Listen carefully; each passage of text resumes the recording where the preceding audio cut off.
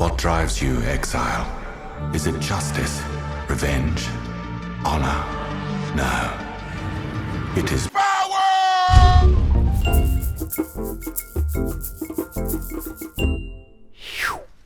Welcome, it's your friendly neighborhood Badger here, and I'm back for a pretty short, I guess you'd call it build guide, a theoretical build guide for the League start of 3.13. I know you've probably noticed what is above on my head here. This is mid-bleach hair. We should be going to a silver hair tomorrow, so let's get ready for that. And we are playing a Discharge Chieftain, an extremely budget version of this build that is able to clear very efficiently up to tier 11, even 12, 13 maps on an extreme budget. Now, a little bit of a disclaimer, this build, obviously, you're probably watching it before the patch notes or anything like that come out for 3.13, so it is subject to change. I will update everything down below if there are changes, and if the build for any reason is just not working, I will either completely let you know down below, or if it's completely busted, I might even just remove this video because I don't want to give you wrong information. However, it should stay totally intact, and I've done a little bit of level testing today on this character, completely solo self-found, and it's amazing. So, I'm going to actually just jump into a tier 11 map here straight away, so you can see some gameplay of this build. It's very budget, so basically all of the stuff that I've got here, very budget wand here, just with +1 level of all cold spells, skill gems, it'll buff your discharge. We're using a 6-link, but only in a tabular. Very bad helmet here, just with a little bit of life. A very bad amulet. Calm's Way, Calm Sign, belt that just has basically life on it. Some boots with life and move speed. The only thing that's very important for this build is the Red Blade Banner. Now this can be achieved very easily by farming Lighthouse. You can even do it on solo self-found. It just drops from war bands, but Lighthouse, the boss, is always war bands and has a pretty good chance of dropping this. Anyway, let's jump into the map, and then I'll talk a little bit more in depth about the build. So obviously this build is all about discharging, just like this, and igniting. So it's all about discharge and ignite. Basically just run in, slam, and everything will just die around. And there we go, get a little bit more there. Explode that, explode that. Alright, now I'm just going to move on to the boss so you can see what's going on here. Usually I would be shield charging, but I'm just using a flame dash right now. Might even switch to the shield charge so you can see it here. Shield charge so we can get our fortify up as well. And then basically just big boom like that. Now, being on very budget gear, this character needs a little bit of a warm-up to kill bosses. Basically, in a few hits, we're going to kill a boss, but it's extremely tanky, even on the extreme budget that we're on right now with a tabular. You just got to run around, ignite every now and then, keep your elemental equilibrium up, ignite once more. That should hopefully kill that dude. There he is. He's done. Completely done and dusted there. Let's portal on out and talk about the build. So you did see it in a tier 11 map there. Obviously, it's extreme budget, and I will be talking about how you can improve this build and where to take it into a very strong version of the build. But, as I said, very budget gear. The only core things are kind of Calm Sign rings. You don't even need a Calm's Way, and the Red Blade Banner, which once again can be farmed in Lighthouse maps. The rest of the gear, you're just looking for life and resistances to begin with, and a wand. You can just get plus to level of either cold, lightning, or fire gems, and then you can craft on, if you have an open prefix, some added fire dot multi. You're then also using as a supplement, as I said, shield charge with fortify and faster attacks. You then also got an orb of storms and increased critical strikes to keep up your elemental equilibrium. And then lastly, a flammability and hex touch with your wave of conviction. And that's pretty much it there. It's completely first day stuff. Apart from probably this flask, I can take that out, but you know, we're also running on 4 flasks as well, as you can imagine there. Just a little bit of testing. Let's have a look at the passive skill tree, shall we? And down below there is a path of building link for this. Remember, with all of these path of building links, you need to install the fork, the community fork, to be able to view all of these.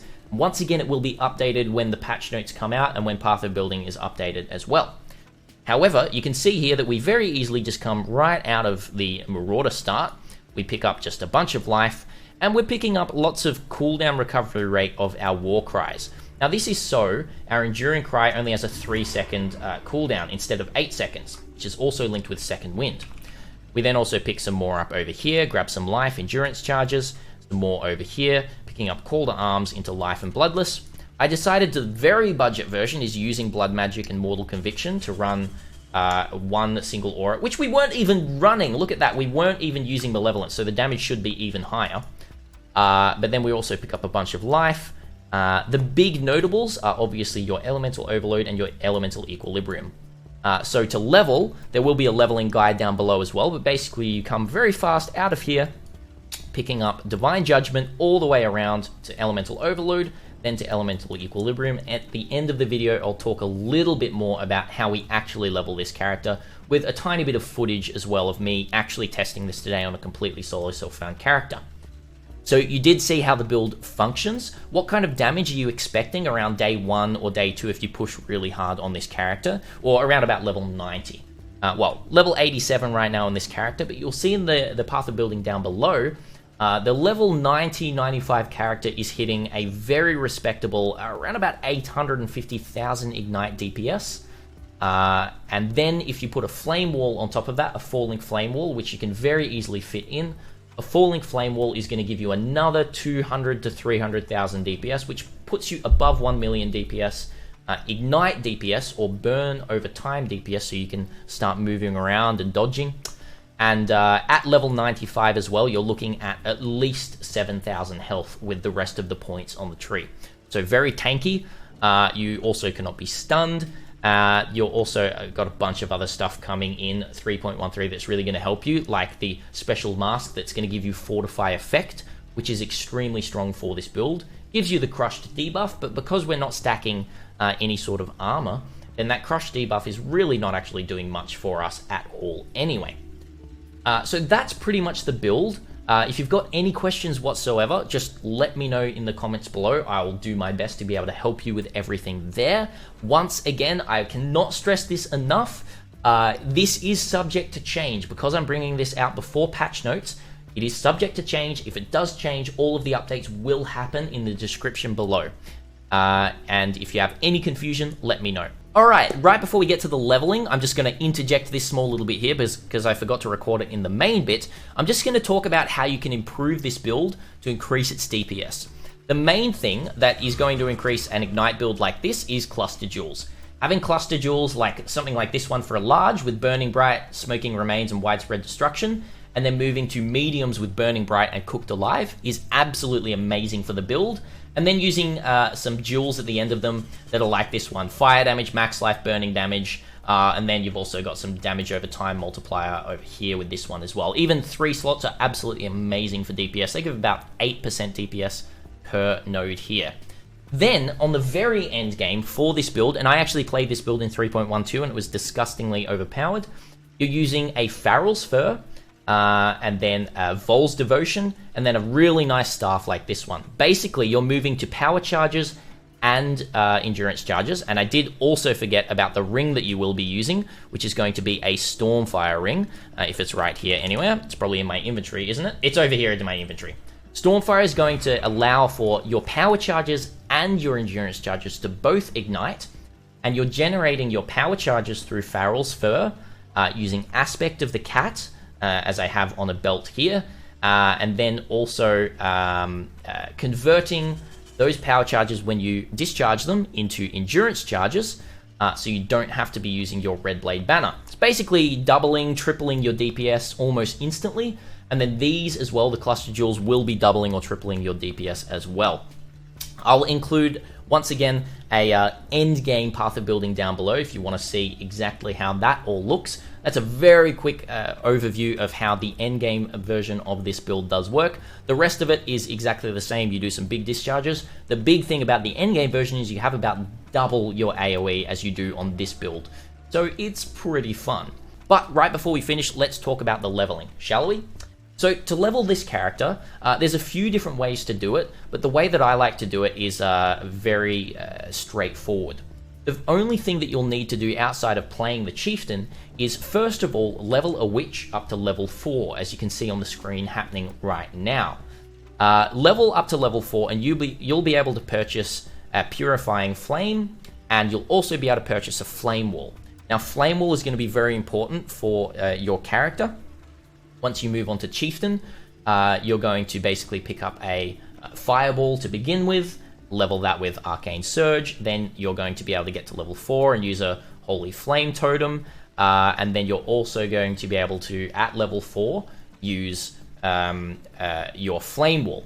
Now, your Holy Flame Totem and your Flame Wall is going to carry you through so much. Your Holy Flame Totem, you're going to link to added fire damage, Flame Wall to nothing, and then Fireball, you can just have like Onslaught, and maybe like Combustion in there as well is super nice. You level all the way through to level 31, or around about 31, when you get to the end of Act 3, and you go to the library. And then you want to pick up an Armageddon Brand, Cremation, and Desecrate. And then you want to support these just with damage, any sort of damage over time for your Armageddon Brand, or just flat damage like, you know, Elemental Overload, or sorry, Controlled Destruction and Elemental Overload. Sorry, not Elemental Overload, the other Elemental one, you know what I'm talking about. I'll put it on the screen here. And then you can just level with Armageddon Brand and Cremation until you get your Red Blade Banner and you're ready to start discharging with all of your Endurance Charges and your Instant War Cries. That is basically the leveling process. It'll be extremely strong. And once again, there is a leveling guide in the path of building down below as well. That is pretty much it. Thank you so much for watching, everyone. Again, if you have any questions whatsoever about this, comment down below and I'll see if I can answer them. But that's all I have for you. This is going to be a really strong starter if nothing changes with it, and if it does change, I think it's still going to be super strong anyway. Thank you so much for watching, and until next time, Badger, out.